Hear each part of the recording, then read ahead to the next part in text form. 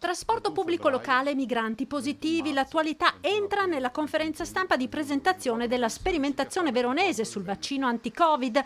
Dopo le polemiche sui treni annullati, il presidente della regione Veneto Zaia conferma l'ordinanza regionale che permette la capienza in base all'omologazione, ricordando l'accordo sulle prime riaperture nelle fabbriche siglato lo scorso 13 aprile tra governo e parti sociali.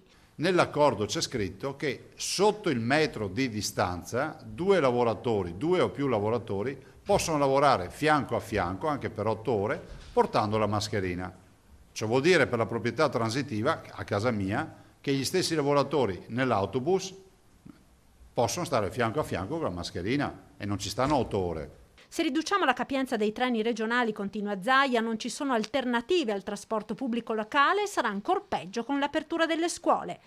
Perché vi ricordo che anche avendo i soldi qui sopra il tavolo in questo momento, se io volessi comprare il doppio dei treni perché me ne servono il doppio o il doppio degli autobus, non ci sono sul mercato. Poi la questione migranti positivi con le polemiche sulla Croce Rossa a Jesolo e l'ex caserma Serena a Treviso. È la prova provata che gli immigrati ospitati in questa maniera, soprattutto molto spesso non aventi titolo, perché vi ricordo che 9 su 10 non sono scappati da morte e dalla fame, devono tornarsene a casa loro, punto.